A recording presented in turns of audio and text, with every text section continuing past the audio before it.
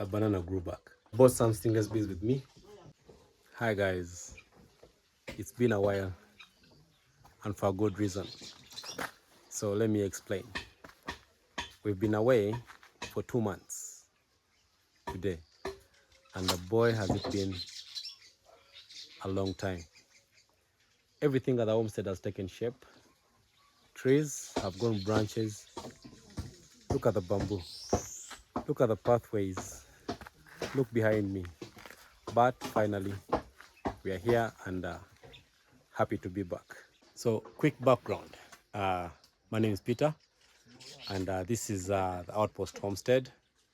We've been here for 2 years, and we've been building this for the same amount of time.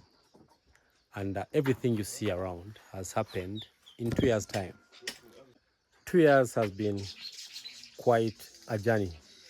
We've been able to build a house, at least the first phase, and in the 2 years, so much has been learned, so much experience to share with you, and I've been trying to document every step of the way. But a few months ago, we left the homestead, and this is what it looks like after 2 months away from here. So all the plants have grown, and the entire homestead looks different. So in this video, I would like to show you what has happened in our absence. What has changed, what has stayed the same. So this is the entry, the main entry, the dock area, which has also this has also overgrown. So technically, you have to bend through the pathway. So we are going to go step by step. This is the entrance to the homestead, the main entrance at least. Then right here, this is the pathway we usually take, collecting our material up there. But the bamboo behind me has all overgrown. And while we are this side, I'm going to show you our second dock right behind me. But everything is messy. Everything has been growing, has been changing, mutating in some way or another. So currently, that path leads us to our pond down there, our tallow, also which has overgrown. Look at that. Look at the tallow. The fish have also grown. So this is directly connected to our workshop. And because we've been away, we have had some tenants. The banana grew back. The banana grew back, guys. Leaving the banana to do its business. We are in the main area, our first rammed earth wall. Behind me, our pillars right there. Then we go through the workshop. Everything is as we left it except the plants that grew. Then this is the path that leads to this place.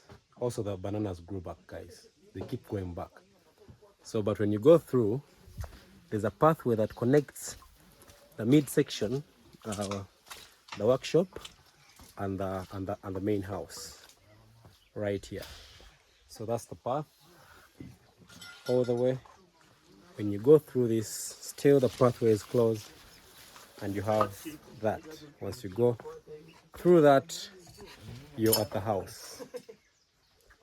But through here, when you go through still, all paths are closed by the plants, and this leads you to the top of the house where we are doing our rammed earth project behind me right there.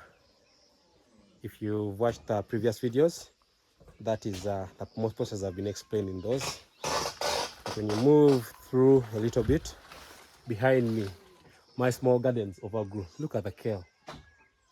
Kale everywhere. Everywhere. The spring onions. We have some basil right there. Have some leeks. We have some leeks here. Have some oregano. kale, chives. So everything seems to do well without your intervention at the homestead, which is kind of weird. But yeah, everything plant-wise looks good.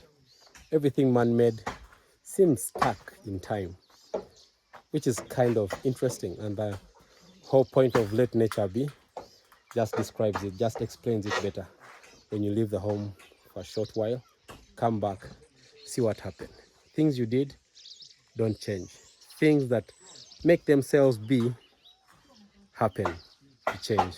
So right here is the top of the house where our Rammed Earth project is currently taking shape, and we shall be resuming that as soon as possible. That's the short tour. I hope to share with you what I've learned from the homestead. That's the main thing that I'm really interested about. The experiences I've gathered, I've had to have a chance to be part of away from the homestead. So I'll be sharing with you that so many plants have come in, techniques of Rammed Earth. I've enjoyed every bit, but we had to be away for that time. Being away has not been bad at all, but it has made me realize and reaffirm my reasons as to why I moved off grid in the first place, why I chose to live this kind of life in the first place. So many things in the cities are worth seeing, are worth enjoying. Cities are good to live in, but they also showed me that the reason as to why I chose to live such a life is why cities actually exist. You cannot choose such a life if you have not lived in the city. I think every time and every chance I get to the city, I'll go. But not because I want to stay there, only to remind me of why I chose to stay here. But we are back now, and I hope to share with you every bit. And we have some new additions to the homestead that we came with, and those are stingless bees. I bought some stingless bees with me, and they're right there up here. So the white part you see, that that is wool or an insulator, and these two, let me see, and these two, this and these are our two stingless beehives or colonies that we are able to bring. So I put insulation around them because I don't know how they'll be faring around. So this is us, and we are back. I hope to share with you how the journey was, how the journey is, and progress at the homestead. I'll definitely be seeing you soon. My name is Peter, and this is the Outpost Homestead. Ciao.